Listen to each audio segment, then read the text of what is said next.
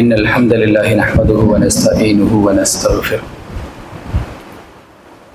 ونعوذ بالله من شرور أنفسنا وسيئات أعمالنا من يهده الله فلا مضل له ومن يضلل فلا هادي له وأشهد أن لا إله إلا الله وأشهد أن محمدا عبده ورسوله وما بعد فإن أصدق الحديث كتاب الله وخير الحدي حدي محمد صلى الله عليه وسلم وشر الأمور محدثاتها وكل محدثة بدعة وكل بدعة ضلالة وكل ضلالة في النار. எல்லா புகழும் புகழ்ச்சியும் வணக்கங்களும் ஏக இறைவன் அல்லாஹ் ரப்பல் ஆலமீன் அவன் ஒருவனுக்கே என்றென்றும் சொந்தமானது. அவன் தனித்தவன், யாதொரு இணையோ துணையோ தேவையோ இல்லாதவன். அவன் யாரையும் பெறவும் இல்லை, யாராலும் பெறப்படவும் இல்லை, அவனுக்கு நிகராக எதுவுமே இல்லை என்று சாட்சியம் சொல்கின்றேன். அந்த ஏக இறைவனின் சாந்தியும் சமாதானமும் நமது சத்திய தூதர், சன்மார்க்கத்தின் போதகர், நம் உயிரிலும் மேலான நம்முடைய தலைவர் நபிகள் பெருமானார் ஸல்லல்லாஹு அலைஹி வஸல்லம் அவர்கள் மீது என்றென்றும் உண்டாகட்டும். அன்பிற்கினிய சகோதரர்களே, சகோதரிகளே, அல்லாஹ்வுடைய மிகப்பெரிய கிருபையால் வாரந்தோறும் நடந்து வரக்கூடிய இந்த மார்க்க விளக்க வகுப்பிலே இந்த வாரமும் அல்லாஹ்வுடைய மார்க்கத்தை அறிந்து கொள்ளக்கூடிய நிலைமையிலே அல்லாஹு தஆலா இந்த மஸ்ஜிதிலே என்னையும் உங்களையும் ஒன்று சேர்த்திருக்கிறார். இந்த சபைக்கு அல்லாஹு தஆலா என்ன கூலியை நிர்ணயித்திருக்கிறான், அந்த கூலியை முழுமையாக எனக்கும் உங்களுக்கும் தந்தருள் புரிவானாக என்று பிரார்த்தித்தவனாக. அன்பிற்கினிய சகோதரர்களே, சகோதரிகளே,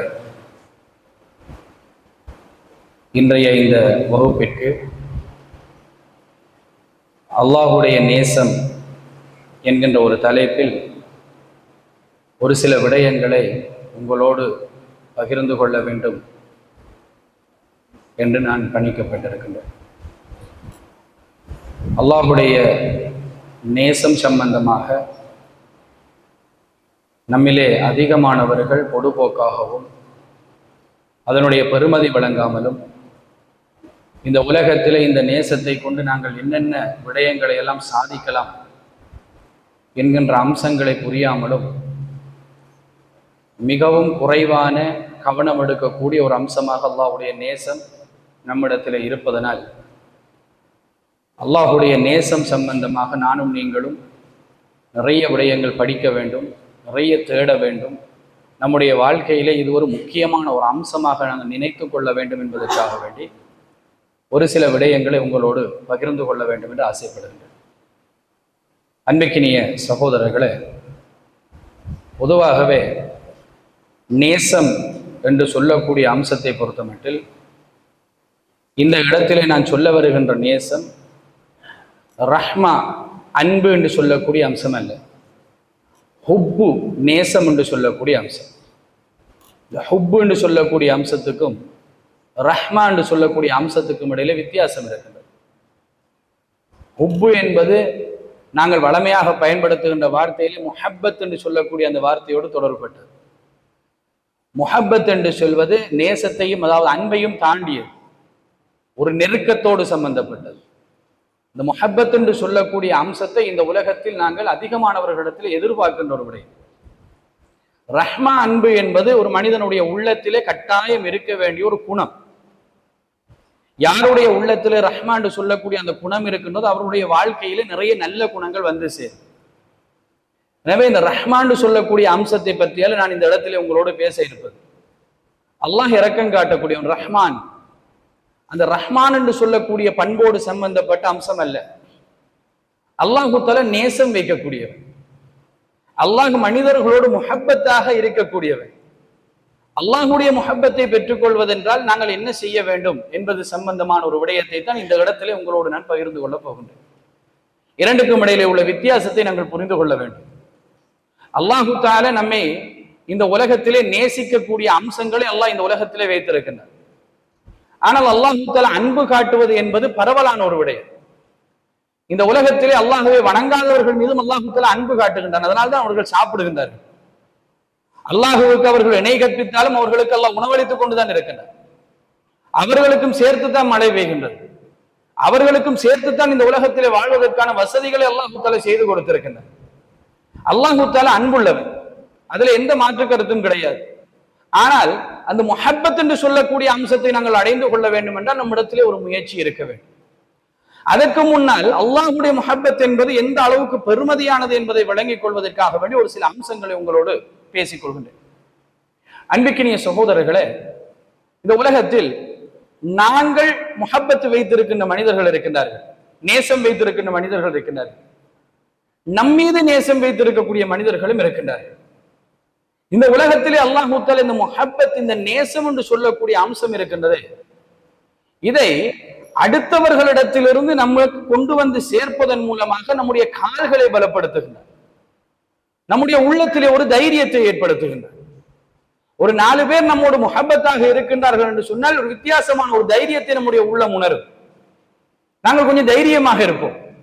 நமக்கு பின்னால் ஒரு 4 பேர் இருக்கிறாங்க, அல்லது நமக்கு ஏதாவது பிரச்சனைகள் ஏற்படுகின்ற நேரத்தில் அந்த 4 பேர் நமக்கு உதவி செய்வார் என்கின்ற அந்த உணர்வு நம்மோடு, அந்த ஹுப்போடு மக்கள் இருக்கின்றார்கள் என்று வருகின்ற நேரத்தில் அந்த தைரியம் பெறும். ஏனென்றால் அவர்கள் மூலமாக நமக்கு உதவி கிடைக்கும், அவர்கள் மூலமாக நம்முடைய பிரச்சனைகளுக்கு தீர்வு கிடைக்கும். நாங்கள் எங்கேயாவது விழுந்து விட்டோம் என்று சொன்னால் அவசரமாக அவர்கள் வருவார். உலக காரியங்களாக இருந்தாலும் சரி, மறுமையாக இருந்தாலும் சரி, உலகத்திலே இருக்கின்ற அம்சங்களை நாங்கள் விழுந்தாலும் சரி, மறுமையுடைய விஷயத்தில் நாங்கள் மரணத்துக்கு பின்னால் நம்முடைய ஜனாசாவிலே கலந்து கொள்கின்ற அம்சம், அல்லது நமக்கு துஆ செய்வார்கள் நாங்கள் கபரிலே இருக்கின்ற காலங்களிலே என்கின்ற அம்சங்களிலே கூட நம்முடைய உள்ளத்திலே ஒரு தைரியம் இருக்கும். ஏனென்றால் இந்த உலகத்திலே மனிதர்கள் நம் மீது நேசம் கொண்டிருக்கின்றார்கள். நேசத்துக்கு அல்லாஹ் தஆலா அப்படி ஒரு தன்மையை வைத்திருக்கின்ற, இதை நாங்கள் முதலாவது புரிந்து கொள்ள வேண்டும் சகோதரர்கள். ஒரு 100 பேர் நம்மை நேசிக்கின்றார்கள் என்று சொன்னால் இந்த ஊரிலே நம்முடைய உள்ளத்தில் அந்த தைரியம் இன்னும் கொஞ்சம் அதிகமாகுமா இல்லையா? கொஞ்சம் அதிகமான ஒரு தைரியம் இருக்கு. இந்த நேசத்தை பெற்றுக் கொள்வதற்கு நம்முடைய முயற்சி கட்டாயம் இந்த உலகத்தில் இருக்க வேண்டும். நாங்கள் மரணித்து விட்டோம் என்றால் நம்முடைய ஜனாசாவுக்கு 40 நபர்கள் இணை வைக்காதவர்கள் கலந்து கொண்டு நமக்காக வேண்டி பிரார்த்தனை செய்வாராக இருந்தால் அந்த பரிந்துரை அல்லாஹ் தஆலா ஏற்றுக்கொள்ளாமல் இருக்க மாட்டான் என்று அல்லாஹ்வுடைய தூதர் ஸல்லல்லாஹு அலைஹி வஸல்லம் அவர்கள் சொல்கின்றார். எனவே அந்த 40 பேர் யார்? ஒரு காலம் இருந்தது மார்க்கத்துக்காக வேண்டி ஓடி போகக்கூடியவர்கள், மார்க்கத்துக்காக வேண்டி ஜனாசாவிலே கலந்து கொள்ளக்கூடியவர்கள். நான் தௌஹீதுவாதி என்பதனால் ஜனாசாவிலே கலந்து கொள்ளக்கூடியவர்கள். என்ன, இணை வைக்காத மனிதனாக நான் அல்லவா இருக்கின்றேன்? எனக்கு அல்லாஹ் தஆலா அந்த இணை வைக்காத ஒரு வாழ்க்கையை தந்திருக்கின்றான் என்றால் எனக்கு இருக்கக்கூடிய ஒரு கடமை என்பதை விட என்னுடைய உள்ளத்திலே இருக்க வேண்டிய ஒரு முக்கியமான ஒரு அம்சம், ஒரு ஜனாசாவுடைய செய்தி கேள்விப்பட்டால் அதில் 40 இணை வைக்காத நபர்கள் கலந்து கொள்ள வேண்டும் அல்லவா, பரிந்துரை செய்ய வேண்டுமே. அந்த பரிந்துரை செய்யக்கூடிய மனிதனாக நானும் இருக்க வேண்டும் என்ற அந்த தகுதியிலே அல்லாஹ் தஆலா என்னை வைத்திருக்கிறார். பிதஅத் செய்யக்கூடிய, ஷிர்க் செய்யக்கூடிய மனிதர்கள் எல்லாம் வந்து சேரக்கூடிய அந்த சபையில் அல்லாஹ் தஆலா நானும் போய் ஒரு இணை வைக்காத ஒரு மனிதனாக துஆ செய்ய வேண்டும் என்பதை எதிர்பார்க்கிறார். எனவே அதுபோன்று இந்த உலகத்தில் அப்படியான மனிதர்களை, அதாவது அந்த மாதிரி நாங்கள் இந்த ஜனாசாவிலே கலந்து கொண்ட ஒரு காலம் இருந்தது. இப்பொழுது அது இல்லை சகோதரர்களே. முஹப்பத் இருந்தால் தான் வருவார்கள், நேசம் இருந்தால் தான் வருவார்கள். நேசம் இல்லை என்றால் ஜனாசாவிலே கலந்து கொள்வதற்கு வரமாட்டார்கள். நேசம் இருக்குமாக இருந்தால் ஊர் தாண்டி கூட வருவார்கள், பஸ் பிடித்து கூட வருவார்கள். இந்த ஊரில் இருந்து எத்தனை தடவைகள் நாங்கள் பஸ் பிடித்து வெளியிலே ஜனாசாவிலே கலந்து கொள்வதற்கு போயிருக்கின்றோம். உண்மையா இல்லையா? எதற்காக வேண்டி? அவர்கள் மீது நாங்கள் கொண்ட முஹப்பத்.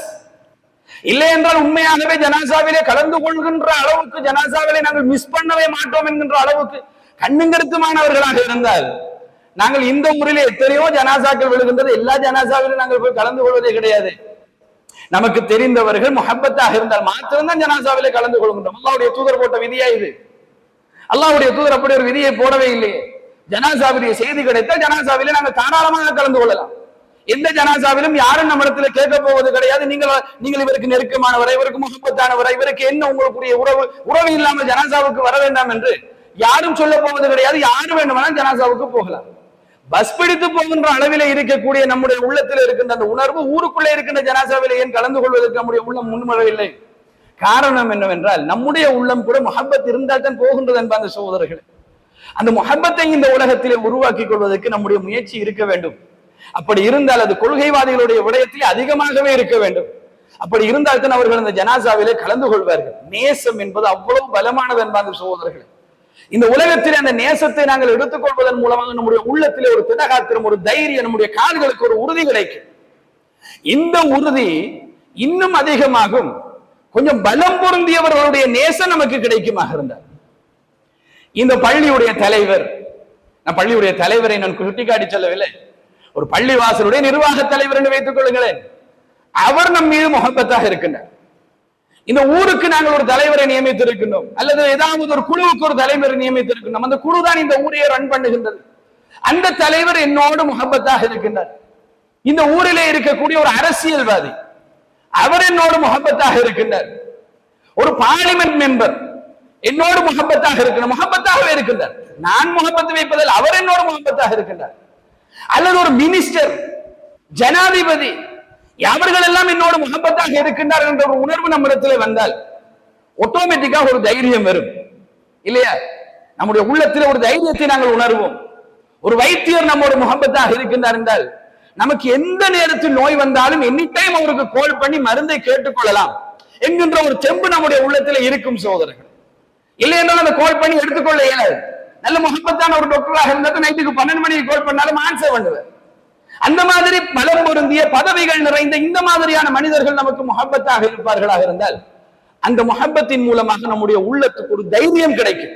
இந்த தைரியத்தை நாங்கள் உணர்கின்றோம். இந்த உலகத்திலே இருக்கக்கூடிய மினிஸ்டர்கள் அல்ல, நாட்டுடைய ஜனாதிபதி அல்ல, உலகத்திலே இருக்கின்ற பலம் பொருந்திய நாடுகளுடைய ஜனாதிபதி அல்ல, உலகத்துடைய ஜனாதிபதியும் அல்ல, இந்த அண்ட சராசரங்களையும் படைத்து அவை அதிலே இருக்கக்கூடிய உயிர் ஜீவராசிகளுக்கு சாப்பாடு கொடுத்து அதற்கு தேவையான சகல அம்சங்களையும் அதற்கு கொடுத்து அதற்கெல்லாம் இரட்சகனாக இந்த உலகத்திலே இருந்து கொண்டு முழு உலகையும் ஆட்சி செய்யக்கூடிய அல்லாஹ் ரப்பல் ஆலமீனுடைய நேசம் நமக்கு கிடைக்குமாக இருந்தால் நம்முடைய உள்ளம் எவ்வளவு தெம்பாகவும் எவ்வளவு தைரியமாகவும் இந்த உலகத்திலே எதையும் சாதிக்கலாம் என்கின்ற உணர்வோடும் இருக்கும். இந்த நேசத்தை பற்றி தான் இன்றைய வகுப்பில் நாங்கள் படிக்க இருக்கின்றோம். சாதாரண நேசம் அல்ல இது, சாதாரண முஹப்பத் அல்ல இது. அல்லாஹ்வுடைய முஹப்பத், அல்லாஹ்வுடைய ஹுப், அல்லாஹ்வுடைய நேசம் நமக்கு கிடைக்குமாக இருந்தால் இந்த உலகத்திலே நாங்கள் எதற்கும் பயப்பட வேண்டிய அவசியம் கிடையாது. எந்த அம்சம் குறித்து நாங்கள் கவலைப்பட வேண்டிய அவசியம் கிடையாது. நம்முடைய உள்ளத்திலே ஒரு தெம்பு எந்த நேரத்திலும் இருக்கும். எல்லாவற்றுக்கும் சொல்யூஷன் அல்லாஹ்விடத்திலே இருக்கின்றதா இல்லையா? சாதாரணமாக நம்முடைய குடும்பத்திலே ஒரு அறிவு பொருந்திய ஒரு மனிதர் இருப்பார், கொஞ்சம் நல்ல கவுன்சிலிங் செய்வார் அல்லது மோட்டிவேட் பண்ணுவார், நல்ல வார்த்தைகள், அழகான வார்த்தைகள் பேசக்கூடியவராக இருப்பார். அவர் நம்மோடு மிக நேசமாக முகப்பத்தாக இருக்கின்றார் என்றால் நாங்கள் எங்கேயாவது நம்முடைய குடும்ப வாழ்க்கையிலோ ஏதாவது ஒரு விடயத்திலோ நாங்கள் சறுக்குவமாக இருந்தால் நமக்கு உதவி செய்வதற்கு, ஐடியா தருவதற்கு அவர் இருக்கின்றார் என்பது கூட நமக்கு ஒரு தைரியமாக இருக்கு. இந்த உலகத்திலே ஒவ்வொரு மனிதரிடத்திலும் ஒவ்வொரு தைரியம் நமக்கு கிடைக்கும். ஆனால் இன்னொருவரிடத்திலே கிடைக்கின்ற தைரியம் அடுத்தவரிடத்திலே கிடைக்காது. ஒரு டாக்டருடைய விடயத்தில் நம்முடைய உள்ளத்துக்கு கிடைக்கின்ற தைரியம் ஒரு மோட்டிவேட்டர் இடத்திலே நம்ம இடத்திலே கிடைக்காது. ஒவ்வொரு இடத்திலும் ஒவ்வொன்றுதான் கிடைக்கும். இது சகலதும் ஒருவரிடத்திலிருந்து கிடைக்குமாக இருந்தால் அவன் ரப்புல் ஆலமீன் மாத்திரம்தான். அந்த ரப்புல் ஆலமீனுடைய நேசம் நம்மிடத்தில் இருக்குமாக இருந்தால் இந்த உள்ளம் உணரக்கூடிய தைரியம் என்பது வித்தியாசமான ஒரு தைரியமாக இருக்கும் சகோதரர்களே. அந்த தைரியம் எந்த அளவுக்கு வரலாறுகளிலே அல்லாஹ்வுடைய தூதருடைய வாழ்க்கையிலும் அல்லாஹு தஆலாவும் குர்ஆனிலே நமக்கு சொல்லி தந்திருக்கின்றான் என்றால் வித்தியாசமான தைரியங்கள். இப்படியெல்லாம் ஒரு மனிதன் தைரியமாக இருப்பானா? இறைவனுடைய நேசம் குறித்து இந்த அளவுக்கு தைரியம் பொருந்திய மனிதர்களாக நம்மால் எல்லாம் வாழ முடியுமா என்று நினைக்கின்ற அளவுக்கு தைரியம் பொருந்திய மனிதர்களுடைய வரலாறுகளை அல்லாஹ் தஆலா நமக்கு சொல்லித் தருகின்றார். இப்ராஹிம் அலைஹிஸ்ஸலாத்து வஸ்ஸலாம் அவர்களை நெருப்பு குண்டத்திலே போட்ட அந்த வரலாற்றை யோசித்து பாருங்கள் சோதரர்களே. இப்ராஹிம் அலைஹிஸ்ஸலாம் என்பவர் ஒருவர் தான், ஒருவர் தனி சமுதாயமாக போராடினார். இங்காலே இப்ராஹிம் அலைஹிஸ்ஸலாம் துணைக்கு கூட ஒரு மனிதர் கிடையாது என்பார் சகோதரர்களே. இளம் வயது. அடுத்த பக்கத்திலே அடுத்து அனைவரும் இருந்தார்கள். பலம் பொருந்தியவர்கள், நாட்டுக்கு சொந்தக்காரர்கள், நாட்டிலே பலம் பொருந்தியவர்கள், ரவுடிகள், எல்லாரும் அந்த பக்கம் இருந்தவர்கள். அந்த மாதிரியான நிலைமையில் இப்ராஹிம் அலைஹிஸ்ஸலாத்து வஸ்ஸலாம் அவர்கள் இங்காலே ஒரு தனி மனிதராக இருக்கின்றார்கள். அவருடைய சிலையை உடைத்ததுதான் அவரை நெருப்பு குண்டத்திலே போடுவதற்கு காரணம். அவர்களுக்கு எதிராக பிரச்சாரம் செய்கின்றார் என்பதுதான் நெருப்பு குண்டத்திலே போடுவதற்குரிய காரணம். இவருடைய கரைச்சல் தாங்க முடியவில்லை, இவரை தூக்கி போட வேண்டும். அவருடைய உள்ளத்திலே எந்த அளவுக்கு ஒரு கொந்தளிப்பு இருந்திருக்கும் யோசித்து பாருங்கள் சோதரர்களே. அந்த கொந்தளிப்புடைய முழு உருவமாகத்தான் அந்த நெருப்பு. விறகுகளை கொண்டு வந்து எல்லாரும் சேர்ந்து மூட்டிய ஒரு நெருப்பு, தனி நபர் மூட்டிய நெருப்பு கிடையாது. எல்லோரும் சேர்ந்து மூட்டிய ஒரு நெருப்பு. இந்த நெருப்புக்குள்ளே, அந்த பிரம்மாண்டமான நெருப்புக்குள்ளே இப்ராஹிம் அலைஹிஸ்ஸலாத்து வஸ்ஸலாம் அவர்களை கொண்டு போய் போட போகின்றார்கள். இப்ராஹிம் அலைஹிஸ்ஸலாத்து வஸ்ஸலாம் அவர்களுக்கு வகி வரவில்லை. பயப்படாமல் நீங்கள் உள்ளே போங்கள், உங்களுக்கு அந்த நெருப்பு எதையுமே செய்யாது என்று வகி வரவில்லை. அன்பார்ந்த சகோதரர்களே, எல்லா நெருப்பும் போன்று சுவாலை அடிக்கின்றது, எல்லா நெருப்பும் போன்று எரிக்கக்கூடிய தன்மை கொண்டது, எல்லா நெருப்பையும் போன்ற ஒரு நெருப்பில தான் என்னை தூக்கி போட போகின்றார்கள் என்று தெரிந்துதான் அந்த நெருப்புக்குள் போனார்கள். வகையில எந்த இடத்திலும் அல்லாஹ் தஆலா சொல்லவில்லை, நாங்கள் இப்ராஹிமுக்கு சொல்லிக் கொடுத்து விட்டோம், அது நெருப்பு ஒன்றும் செய்யாது, நீங்கள் பயப்பட வேண்டாம், போங்கள் என்று நாங்கள் சொல்லிக் கொடுத்து விட்டோம் என்று அல்லாஹ் சொல்லவே கிடையாது. அல்லாஹ்வுடைய தூதர் நமக்கு சொல்லித் தரவில்லை. எனவே அதுக்குள்ளே போவதற்கு முன்னால் அவருக்கு எதுவுமே தெரியாது. சொன்ன ஒரே ஒரு வார்த்தை, ஹஸ்பி அல்லாஹு வ நிஅமல் வக்கீல், என்னோடு என்னுடைய ரப்பை இருக்கின்றான் என்கின்ற அந்த உணர்வோடு மாத்திரம்தான் அதற்குள்ளே நுழைந்தார்கள். அல்லாஹ் தஆலா அந்த நெருப்புக்கு கட்டளையிட்டான், யானார், ஏ நெருப்பே, கூனி பர்தன் வ ஸலாமன் அலா இப்ராஹிம், இப்ராஹிம் மீது நீ சாந்தமாகவும் குளிராகவும் நடந்து கொள்ள வேண்டும் என்று அல்லாஹ் தஆலா அதுக்கு பின்னால் நெருப்புக்கு கட்டளையிட்டான். எந்த பாதிப்பும் இல்லாமல் அதற்குள்ளே இருந்தார்கள். போவதற்கு முன்னால் அந்த மனதிலே இருந்த தைரியம் எது தந்தது சகோதரர்களே? எது அதை தந்தது? அல்லாஹ் என்னோடு இருக்கின்றான் என்கின்ற அந்த உணர்வு, அல்லாஹ்வின் மீது கொண்டு அசைக்க முடியாத ஒரு நம்பிக்கை, இறைவன் எந்த நேரத்திலும் என்னோடு இருக்கின்றான், எனக்கு உதவி செய்வான் என்கின்ற அந்த நம்பிக்கை, இந்த நம்பிக்கை இறைவனோடு இருக்கின்ற அந்த நேசம், பாசம், அந்த முஹப்பத்தின் மூலமாக உருவாகுவது அன்பார்ந்த சகோதரர்களே. இது சாதாரணப்பட்ட ஒரு நேசம் கிடையாது, சாதாரணப்பட்ட ஒரு அம்சம் கிடையாது என்பதை நாங்கள் புரிந்து கொள்ள வேண்டும். மூசா அலைஹிஸ்ஸலாத்து வஸ்ஸலாம் அவர்களை ஃபிரௌன் திரட்டுகின்றான். அவர்களுடைய கூட்டத்தை கூட்டிக் கொண்டு மூசா நபி ஓடுகின்றார்கள். கடல் தாண்டி அங்காலே போக வேண்டும், கடல் வரும் என்பது அவர்களுக்கு தெரியாது. அந்த ரூட்டை பிடித்து போய்கொண்டிருக்கின்றார்கள். முன்னால் கடல், பின்னாலே ஆயுதங்களோடு மிகப்பெரிய ஒரு பலம் பொருந்திய ஒரு படை, தன்னை ரப்பு என்று சொல்லக்கூடிய ஒரு மனிதன், அவர்களுக்கு கீழே எந்த நேரத்திலும் அடிமைகளாக வேலை செய்யக்கூடிய சில மக்கள், கையிலே பலம் பொருந்திய ஆயுதங்களோடு. எப்படிப்பட்ட பலமானவர்கள் என்றால் அந்த மக்கள், பிரமிடை இன்றைக்கு நாங்கள் வியப்பூர்வம் பார்த்துக் கொண்டிருக்கிறோம். உலக அதிசயங்களிலே ஒன்றாக நாங்கள் நினைக்கின்ற அளவிலே அந்த பிரமிதியில இருக்கக்கூடிய அதிசயமே இவ்வளவு பெரிய கல்லை எந்த டெக்னாலஜியும் இல்லாத காலத்துல இந்த இடத்துல கொண்டு வந்து ஒன்றுக்கு மேலே ஒன்று எப்படி அடுக்கினார்கள். அந்த அளவுக்கு பலம் பொருந்திய மக்கள். கண்ணுக்கு முன்னால் கடல், பின்னால விரட்டி கொண்டு ஒரு படை. மாட்டி விட்டோம் மூசா என்று மக்கள் எல்லாரும் மூசா அலைஹிஸ்ஸலாத்து வஸ்ஸலாம் அவர்களை கைவிட்ட நிலைமையில், மூசா அலைஹிஸ்ஸலாத்து வஸ்ஸலாம் அவர்களுக்கு தெரியாது இப்பொழுது கடல் பிளக்க போகின்றது என்று. எங்களுக்கு இதுக்குள்ள அல்லாஹ் ரூட் ஒன்று போட்டு தரப்போறான் என்பது அல்லாஹ்வுடைய தூதர் மூசா அலைஹிஸ்ஸலாத்து வஸ்ஸலாம் அவர்களுக்கு தெரியாது. ஆனாலும் மூசா அலைஹிஸ்ஸலாத்து வஸ்ஸலாம் அவர்கள் என்ன சொன்னார்கள்? என் ரப்பு என்னோடு இருக்கிறான், என் ரப்பு என்னோடு இருக்கிறான், அவன் உதவி செய்வான், வழிகாட்டுவான் என்று பார்த்துக் கொண்டிருந்தார்கள். அல்லாஹ்விடத்திலிருந்து அதற்கு பின்னால் வகி வந்தது. உங்கள் கையிலே இருக்கின்ற அசாவை கொண்டு போய் அதிலே அடியுங்கள். அடித்தார்கள், பிளந்தது அந்த கடல், போவதற்கு வழி கிடைத்தது. அவ்வளவு பேரும் போய் சேர்ந்தார்கள். அந்த கடைசி நேரத்திலும் அந்த உள்ளத்தில் அந்த தைரியத்தை கொடுத்தது எது? அல்லாஹ்வுடைய தூதர் ஸல்லல்லாஹு அலைஹி வஸல்லம் அவர்கள் அல்லாஹ்விடத்தில் பிரார்த்தனை செய்தார்கள். பத்ருடைய போர்க்காலத்தில், யா அல்லாஹ், இந்த மக்களை கொண்டு வந்து சேர்த்து விட்டேன், இவர்களை நீ அழித்தால் இதற்கு பின்னால் உன்னை வணங்குவதற்கு யாரும் இருக்க மாட்டார்கள். எல்லாரையும் கொண்டு வந்து இந்த இடத்துல கொண்டு வந்து வைத்திருக்கின்றேன். வெற்றியை கொடுத்து விட்டு அல்லாஹ்விடத்திலே மன்றாடுகின்ற நேரத்தில் அபூபக்கர் சித்திக் ரலியல்லாஹு அன்ஹு அவர்கள் கையை பிடித்து, போதும் அல்லாஹ்வுடைய தூதரே, அல்லாஹ் எங்களுக்கு உதவி செய்வான் என்று அல்லாஹ்வுடைய தூதர் ஸல்லல்லாஹு அலைஹி வஸல்லம் அவர்களிடத்திலே ஆறுதல் சொன்னார்களே, அந்த சஹாபாக்களுக்கு உள்ளத்திலே தைரியத்தை கொண்டு வந்து சேர்த்தது எது? அல்லாஹ்வுடைய நேசம் என்பது நமக்கு இருக்கின்றது. அது போன்றுதான் நான் இந்த உலகத்திலே வாழ்கின்றேன் என்ற உணர்வு இருக்கின்றது. அந்த உணர்வு சகோதரர்களை, இந்த உலகத்தில் எந்த நேரத்திலும் இறைவன் என்னை கைவிட மாட்டான் என்கின்ற கால்களை உறுதிப்படுத்தக்கூடிய ஒரு அழகான ஒரு உணர்வு. அந்த உணர்வு என்னுடைய வாழ்க்கையிலும் உங்களுடைய வாழ்க்கையிலும் வர வேண்டும் என்பதற்காக வேண்டித்தான் இந்த செய்திகளை உங்களிடத்திலே சொல்லுகின்றேன். அன்பிக்கினிய சகோதரர்களே, நம்முடைய வாழ்க்கையிலே அந்த உணர்வு வர வேண்டும் என்றால், அந்த உணர்வோடு இந்த உலகத்திலே நாங்கள் பயணிக்க வேண்டும் என்றால், அல்லாஹ் தஆலா சொல்லுகின்றான், நீங்கள் இப்படி இப்படி எல்லாம் நடந்து கொள்ளுங்கள், உங்களை நான் நேசிக்கின்றேன். நேசிக்கின்றேன் என்றால் உப்பு வைக்கின்றேன் என்கின்றான்.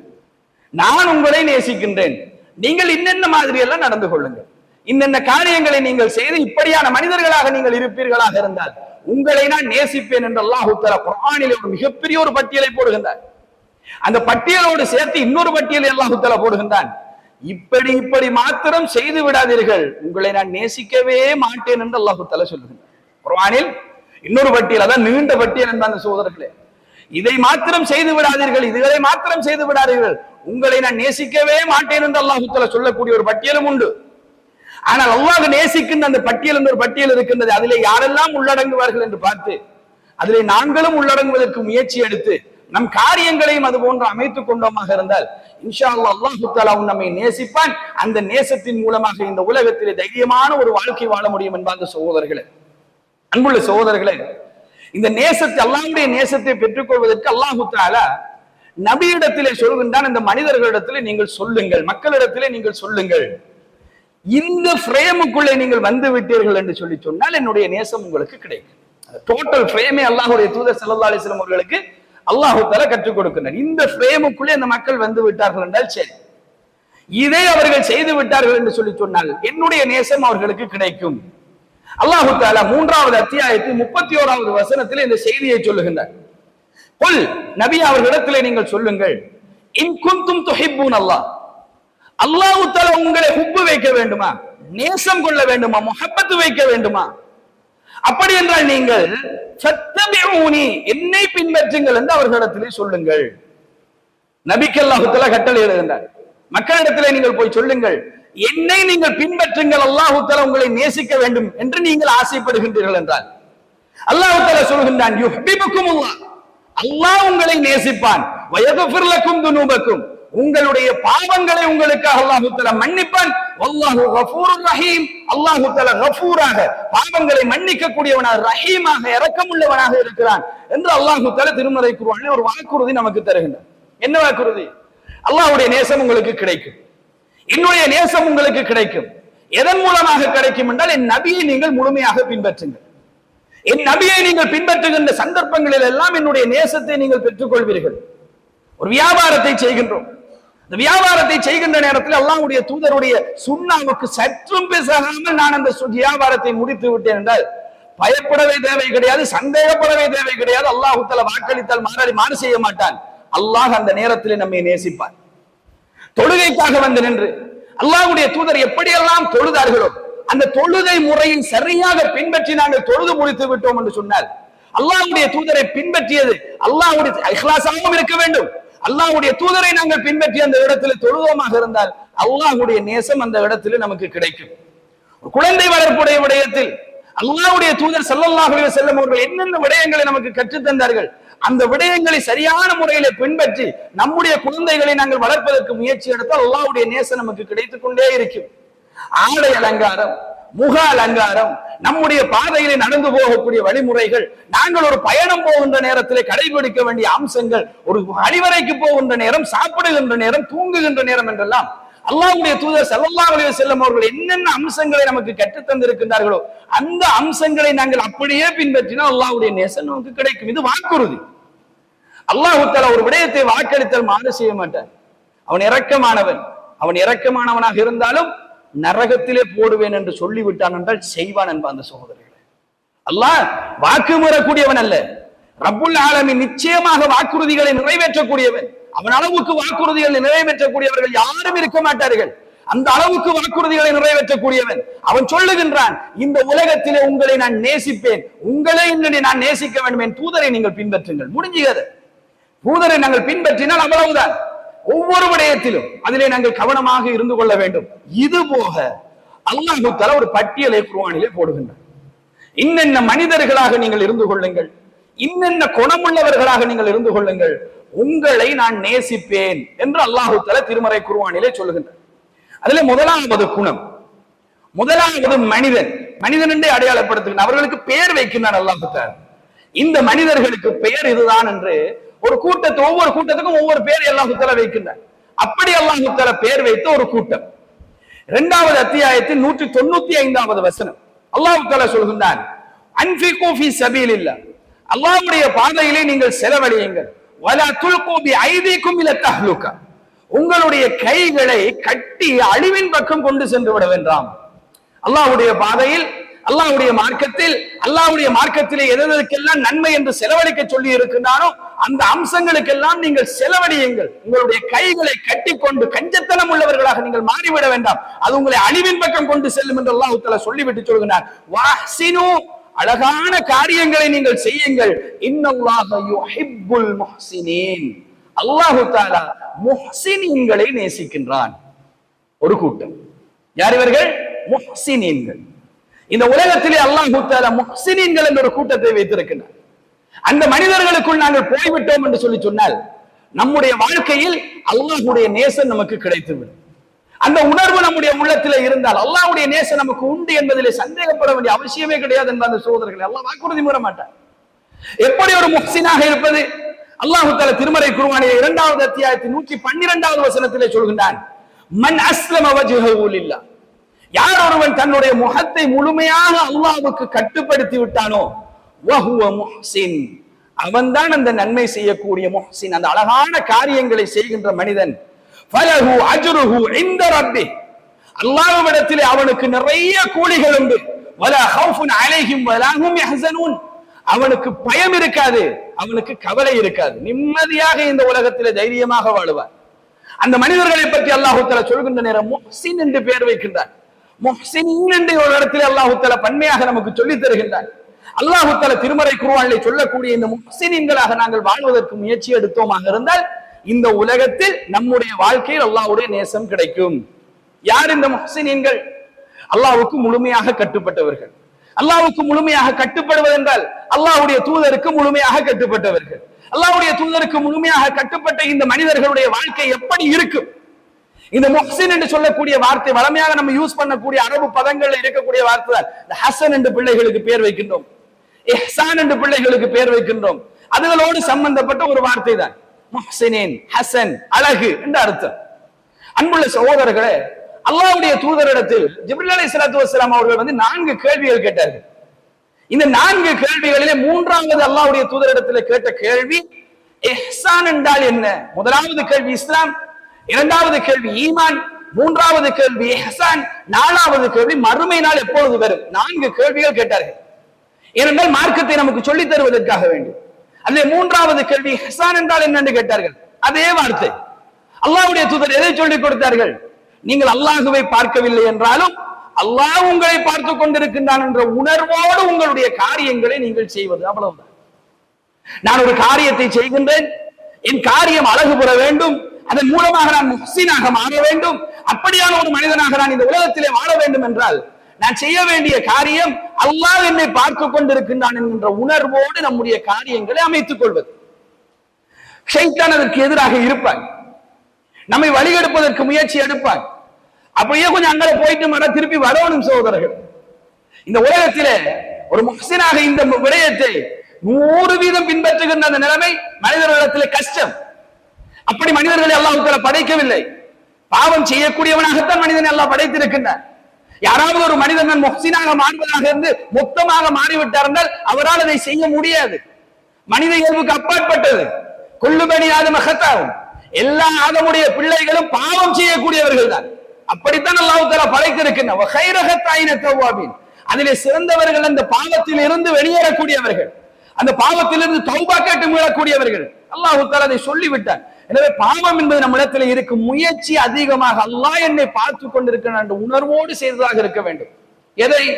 தொழுகையை மாத்திரமல்ல, நோன்பை மாத்திரமல்ல, சதக்காவை மாத்திரமல்ல, நம் வீட்டிலே நாங்கள் செய்யக்கூடிய ஒரு சாதாரண ஒரு காரியமாக இருந்தால் கூட என் ரப்பு என்னை பார்த்து கொண்டிருக்கின்றான், நான் பார்க்கவில்லை அல்லாஹ்வே, அல்லாஹ் என்னை பார்த்து கொண்டிருக்கின்றான் என்ற உணர்வோடு நாங்கள் செய்வதற்கு நம்முடைய காரியங்களை அமைத்துக் கொண்டால் அந்த காரியம் எல்லாம் அழகான காரியமாக மாறும். அதை செய்யக்கூடிய நான் அழகானவனாக மாறிவிடுவேன்.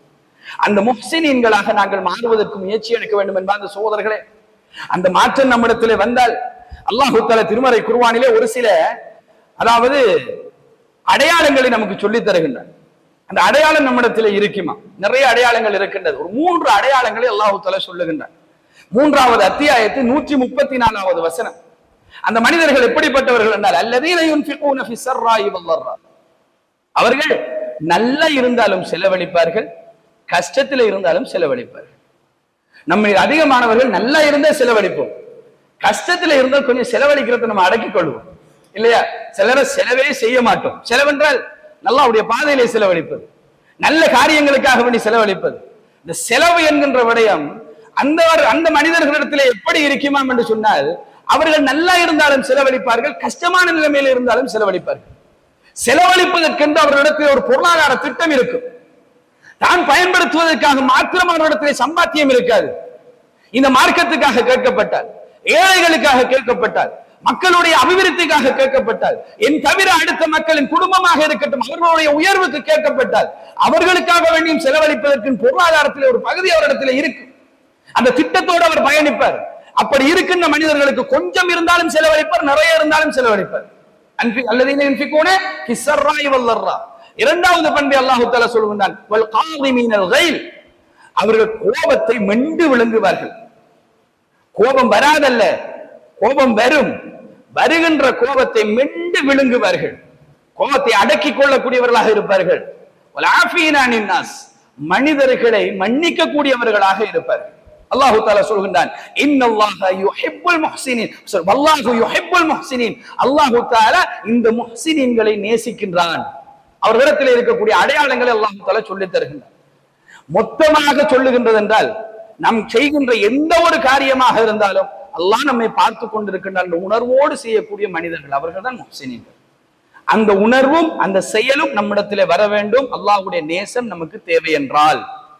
இரண்டாவது அல்லாஹ் தஆலா இன்னொரு கூட்டத்தை நமக்கு சொல்லி தருகின்றார். யார் அந்த மக்கள்? வல்லாஹு யுஹிப்புஸ் ஸாபிரீன். யாரெல்லாம் பொறுமையாளர்களாக இந்த உலகத்திலே வாழ்கின்றார்களோ அவர்களை அல்லாஹ் தஆலா நேசிக்கின்றான். இந்த உலகத்தில் பொறுமையாளர்களாக நாங்கள் வாழ வேண்டும், பொறுமை கொண்டவர்களாக வாழ வேண்டும், எல்லாவற்றையும் பொறுத்து போகக்கூடிய மனிதர்களாக நாங்கள் இருக்க வேண்டும். பொறுத்து போதல் என்றால் என்ன?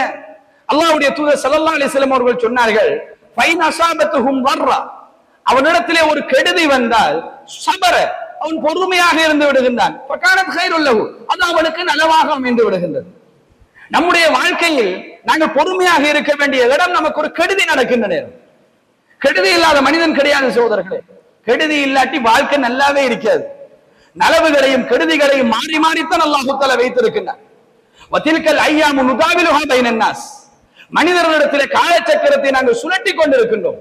இன்றைக்கு கீழே இருக்கின்றவன் மேலே வருவான், மேலே இருக்கின்றவன் கீழே போவான், ஏழை பணக்காரன் ஆவான், பணக்காரன் ஏழை ஆவான், சந்தோஷமா இருக்கிறவனுடைய வாழ்க்கையிலே கவலை வரும், கவலையாக இருந்தவனுடைய வாழ்க்கையிலே சந்தோஷம் வரும் என்று மாறி மாறித்தான் அல்லாஹ் தஆலா வாழ்க்கையை வைத்திருக்கின்றான்.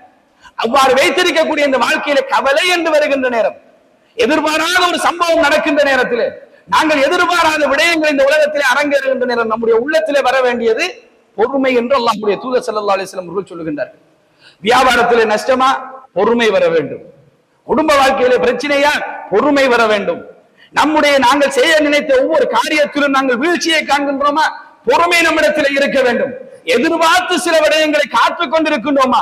நீண்ட வருட காலம் காத்துக் கொண்டிருந்தும் கிடைக்கவில்லை என்று சொன்னாலும் பொறுமை நம்மிடத்தில் இருக்க வேண்டும். இப்ராஹிம் அலைஹிஸ்ஸலாத்து வஸ்ஸலாம் அவர்கள், ஜக்கரியா அலைஹிஸ்ஸலாத்து வஸ்ஸலாம் அவர்கள் நீண்ட காலம் வயதான நிலைமையிலும் யா அல்லாஹ் எனக்கு ஒரு குழந்தையை தந்து விடு என்று பிரார்த்தனை செய்தார்கள். எவ்வளவு காலம் எதிர்பார்த்து கொண்டிருந்திருப்பார்கள். அவ்வளவு நல்ல மனிதர்கள், அல்லாஹ்வுக்கு மிக நெருக்கமான மனிதர்கள். அவர்கள் அவ்வளவு காலம் அல்லாஹ்விடத்திலே குழந்தையை கேட்டு எதிர்பார்த்து எவ்வளவு காலம் பொறுமையாக இருந்திருப்பார்கள். அந்த பொறுமையுடைய முடிவை அல்லாஹ் தஆலா கொடுத்தானே இல்லையா? வரலாறுகளில் படிக்கின்றோமா இல்லையா? அன்பார்ந்த சகோதரர்களே, சகோதரிகளே, நம்முடைய வாழ்க்கையில் பொறுமை இருக்குமாக இருந்தால், பொறுமையாளர்களாக நாங்கள் இருப்போமாக இருந்தால், நினைத்துக் கொள்ள வேண்டியதுதான், அல்லாஹ் நம்மை நேசிக்கின்றான். அல்லாஹ்வுடைய நேசம் ஹுப்பு நமக்கு கிடைக்கும். இந்த பொறுமையாளர்களாக இருக்க வேண்டும் என்றால் ஒரேடியாக இந்த முடிவுக்கு வந்து விடப்படாது. பொறுமை என்பதற்கு அடங்கி போவது அர்த்தம் அல்ல. பொறுமை என்பதற்கு எல்லா இடத்திலும் வாய மூடிக்கொண்டு இருப்பது என்பது அர்த்தம் அல்ல. பொறுமை என்பது ஹலாலை தெரிவு செய்வது, அவ்வளவுதான். கஷ்டமான நெருக்கடியான நாங்கள் எதிர்பாராத ஒரு நிலைமை நம்மிடத்தில் வருகின்ற நேரம் நாங்கள் ஹராத்தின் பக்கம் போகாமல் ஹலாலின் பக்கம் நின்று கொள்வதுதான் பொறுமை. அதற்கு பேசக்கூடாது என்பது இலக்கணம் அல்ல, அடங்கி போக வேண்டும் என்பது இலக்கணம் அல்ல. அல்லாஹ் தஆலா அதே வசனத்தில் சொல்லுகின்ற அழகான செய்தியை பாருங்கள். நபி காத்தல கசீர், நபிமார்களும் அவர்களோடு இருந்த ரிப்பியுன்களும் அல்லாஹ்வுடைய பாதையில் எத்தனையோ போர்களில் அவர்கள் கலந்து கொண்டிருக்கிறார்கள். ஃபமா வஹனு லிமா அஸாபஹும் ஃபீ ஸபீலில்லாஹ், அல்லாஹ்வுடைய பாதையிலே அவர்கள் போராடியது அவர்களிடத்திலே வஹனை ஏற்படுத்தவில்லை, தளர்வை ஏற்படுத்தவில்லை. வமா லஃபு, அவர்களை பலவீனப்படுத்தவில்லை. வமஸ்தகானு, அவர்களை பணிந்து போக செய்யவில்லை. அல்லாஹ் தஆலா சொல்கின்றான், சொல்லிவிட்டு தான் சொல்கின்றான், வல்லாஹு யுஹிப்புல் முஹ்சினீன், வல்லாஹு யுஹிப்புஸ் சாபிரீன், இந்த சபர், இந்த பொறுமையாளிகளை நான் நேசிக்கின்றேன் என்று அல்லாஹ் தஆலா சொல்கின்றான். பொறுமை என்பது பலகீனப்படுவதல்ல, பொறுமை என்பது தளர்ந்து போவதல்ல, பொறுமை என்பது அடங்கி போவதும் அல்ல. நம்மிடத்திலே நாங்கள் தாராளமாக இருந்து கொள்ளலாம், நம்மிடத்திலே நாங்கள் தாராளமாக இருந்து கொண்டு ஹலாலான வட்டத்தை தெரிவு செய்து கொண்டு போவதற்கு பேர் தான் பொறுமை என்பது. சில சந்தர்ப்பங்களில் வாய் மூட வேண்டி வரும், அந்த இடத்திலே தான் வாய் மூடிக்கொள்ள வேண்டும். சில சந்தர்ப்பங்களில் அடங்கி போக வேண்டி வரும், அந்த இடத்திலே தான் அடங்கி போக வேண்டும் என்பாங்க சகோதரர்களே. நாட்டிலே முஸ்லிம்கள் என்று வருகின்ற நேரத்திலே ஒரு குறிப்பிட்ட காலத்துக்கு முன்னால் மிகப்பெரிய கெடுபிடிகள் எல்லாம் இருந்தது. அதிலும் இந்த நாட்டிலே முஸ்லிம்கள் மூலமாக ஒரு அசம்பாவிதம் நடந்த உடனே சொல்ல தேவை கிடையாது, அந்த அளவுக்கு கெடுபிடிகள் எல்லாம் வந்தது. அந்த நேரத்தில் நம்முடைய மக்கள் எப்படியெல்லாம் பொறுமை காத்தார்கள். பிறகு என்ற நேரம் தண்ணீர் கொடுத்தார்கள், அவர்கள் டன்சல் கொடுத்தார்கள். அதன் மூலமாக நல்லிணக்கம், நல்லிணக்கம் என்ற பெயரில் பொறுமையாக நாங்கள் பொறுமை காக்கின்றோம் என்ற பெயரில் அடங்கி போன வரலாறுகளை கேள்விப்பட்டோமா இல்லையா? அல்லாஹ் தஆலா குர்ஆனிலே சொல்கிறான், அவர்கள் அடங்கி போமா வமஸ்தகானு, அவர்கள் அடிபணிந்தெல்லாம் போக மாட்டார்கள். அவர்களுடைய பொறுமை என்பது பொறுத்திருப்பார்கள். அல்லாஹ்வுடைய உதவி வரும், அல்லாஹ்வுடைய உதவி என்றைக்காவது வரும். அல்லாஹ் நமக்கு உதவி செய்வான். எவ்வளவு அநியாயங்கள் செய்தாலும் நாங்கள் அதை அடக்கி கொண்டு போவோம், அடங்கி போக தேவை கிடையாது. நமக்கு ஒரு சுய கௌரவம், நமக்கு ஒரு சுய மரியாதை அல்லாஹ் தஆலா வைத்திருக்கின்றான் முஸ்லிம்களுக்கு. அதை இழந்த பொறுமை அல்ல. பொறுமை என்பது ஹலாலான பகுதியை நம்முடைய வாழ்க்கையில சிக்கல் வருகின்ற நேரம் நாங்கள் தெரிவு செய்து கொள்ள வேண்டும். வியாபாரத்திலே தோல்வி, எது பொறுமை? வட்டியின் பக்கம் போகாமல் இருப்பது, வாயை மூடிக்கொண்டிருப்பதல்ல, வீட்டுக்குள்ளே அடங்கி இருப்பதல்ல, நாம் வியாபாரமே செய்ய மாட்டேன் என்று சொல்வதல்ல. வியாபாரம் செய்ய வேண்டும், முயற்சி எடுக்க வேண்டும். இங்க சறுக்கி விட்டேன், எங்காவது இறைவன் உதவி செய்வான், ஆனால் கடைசி வரைக்கும் வட்டிக்கு போக மாட்டேன். வட்டிக்கு போகாமல் அந்த மனிதன் அந்த வியாபாரத்தை எப்படியாவது கட்டி எழுப்பதற்கு முயற்சி எடுக்கின்றார்கள். பொறுமைசாலி, பொறுத்துக் கொள்கின்ற அல்லாஹ்வுடைய அந்த சோதனை, அந்த தன்மை நம்மிடத்தில் இருக்க வேண்டும் சோதரர்களே. அந்த தன்மை நம்மிடத்தில் இருக்குமாக இருந்தால் அல்லாஹ் தஆலா சொல்கின்றான், உன்னை நான் நேசிப்பேன். அல்லாஹ் யுஹிப்புஸ் சாபிரீன், பொறுமையாளர்களை நான் நேசிக்கின்றேன் என்று அல்லாஹ் தஆலா சொல்கின்றான். இது இரண்டாவது மக்கள். மூன்றாவது மக்கள் அல்லாஹ் தஆலா சொல்கின்றான், இன்னல்லாஹ யுஹிப்புல் முத்தகீன், யாரெல்லாம் அல்லாஹ்வை பயப்படுகின்றார்களோ அவர்களை அல்லாஹ் தஆலா நேசிக்கின்றான். முத்தகீன்களை நேசிக்கின்றான். அல்லாஹ்வை அஞ்சக்கூடிய மனிதர்களை அல்லாஹ் தஆலா நேசிக்கின்றான். இந்த உலகத்தில் தனிமையிலே இருக்கின்ற நேரத்திலும் அல்லாஹ் என்னை பார்த்து கொண்டிருக்கின்றான் என்ற உணர்வோடு அல்லாஹ்வுக்கு மாற்றம் செய்யாமல் அல்லாஹ்வுடைய உணர்வு எந்த நேரத்திலும் உள்ளத்திலே தாங்கியவர்களாக இந்த உலகத்திலே அல்லாஹ்வை அஞ்சக்கூடிய தன்மை யாரிடத்திலே இருக்கின்றதோ அந்த மனிதர்களை அல்லாஹ் தஆலா நேசிக்கின்றான். முத்தகீன்களுடைய விடயத்திலும் அல்லாஹ்வுடைய நேசம் இருக்கின்றது. நாங்கள் தனிமையிலே அல்லாஹ்வை பயப்படுகின்றோமா? அல்லது ஏதாவது ஒரு சபையிலே இருக்கின்ற நேரத்தில் அல்லாஹ்வை பயந்து நாங்கள் முடிவெடுக்கின்றோமா? இந்த உலகத்தில் எந்த ஒரு சந்தர்ப்பத்திலும் அல்லாஹ்வுடைய அச்சத்தை மீறி ஒரு விடயத்தை நான் இந்த உலகத்திலே செய்ய மாட்டேன் என்கின்ற தன்மை நம்மிடத்திலே இருக்கின்றதா? அல்லாஹ்வை அஞ்சக்கூடிய மனிதர்களாக இந்த உலகத்திலே வாழ்கின்ற காலமெல்லாம் அல்லாஹ்வுடைய நேசம் நமக்கு கிடைத்துக் கொண்டே இருக்கும். இது அடுத்த கூட்டம். அல்லாஹ் தஆலா நேரம் போதாது என்றால் நான் கொஞ்சம் வேகமாக சொல்லிக் கொண்டு போறேன். அடுத்த கூட்டம் அல்லாஹ் தஆலா சொல்கின்றான், அதாவது அல்லாஹ்வுடைய தூதர் ஸல்லல்லாஹு அலைஹி வஸல்லம் அவர்களுக்கு மஷூராவுடைய முக்கியத்துவத்தை சொல்லிக் கொடுக்கின்றார். மஷூராவுடைய முக்கியத்துவத்தை சொல்லிக் கொடுத்து விட்டு அல்லாஹ் தஆலா சொல்கின்றான், ஃபைதா அஸம்த ஃபதவக்கல் அலல்லாஹ், நீங்கள் ஒரு முடிவு எடுத்து விட்டீர்களா? மஷூரா செய்யுங்கள், மற்றவரிடத்தில் ஆலோசனை செய்யுங்கள், ஆலோசனைகள் எல்லாம் செய்துவிட்டு நீங்கள் ஒரு முடிவை எடுத்து விட்டீர்களா? ஃபதவக்கல் அலல்லாஹ், அல்லாஹ்வின் மீது நீங்கள் தவக்கல் வைத்து விடுங்கள்.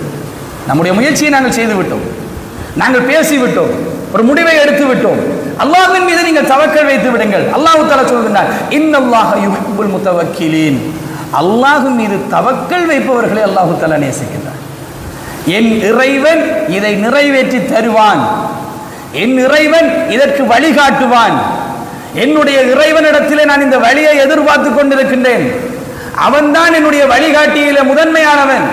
இந்த உலகத்தில் யாரும் எனக்கு உதவி செய்யலாம், ஆனால் அந்த உதவிகளை எல்லாம் கொண்டு வந்து சேர்ப்பவன் அந்த ரப்புல் ஆலமீன் தான். நினையாபுரத்திலிருந்து எனக்கு உதவி செய்பவன் அவன்தான், அவனுடைய உதவி எனக்கு கிடைக்கும் என்று ஒவ்வொரு காரியத்திலும் நாங்கள் மஷூரா பண்ணிவிட்டு நம்முடைய முடிவை எடுத்துவிட்டு அந்த முடிவு என் திறமை, என்னால் அது நடக்கும் என்கின்ற அந்த முடிவுக்கு நாங்கள் வந்து விடாமல் அல்லாஹ் மீது தவக்கல் வைத்துவிட்டு நம்முடைய காரியத்துக்கு நாங்கள் இறங்க வேண்டும். அழகான வழிமுறை அல்லாஹ் தஆலா சொல்லித் தருகின்றார். தவக்கல் வைத்தால் அல்லாஹ் தஆலா சொல்கின்றான், இன்னல்லாஹ யுஹிப்புல் முத்தவக்கிலீன். அல்லாஹ்வின் மீது தவக்கல் வைக்கக்கூடிய மனிதர்களை அல்லாஹ் தஆலா நேசிக்கின்றார். நம் வாழ்க்கையிலும் அல்லாஹ்வின் மீது நாங்கள் தவக்கல் வைப்போம். எதிலே தவக்கல் வைப்போம் என்றால், எல்லாத்திலும் நாங்கள் தவக்கல் வைக்க மாட்டோம். சில மனிதர்கள் கஷ்டமான டாஸ்காக இருந்தால் சில நேரத்தில் அல்லாஹ்வின் மீது தவக்கல் வைப்போம். இல்லை என்றால் கஷ்டமான சூழல் வந்து விட்டது என்றால் அல்லாஹ்வின் மீது தவக்கல் வைப்போம். கடைசியாக அல்லாஹ்விடத்தில் ஒரு ட்ரை ஒன்று பண்ணி பார்ப்போம்.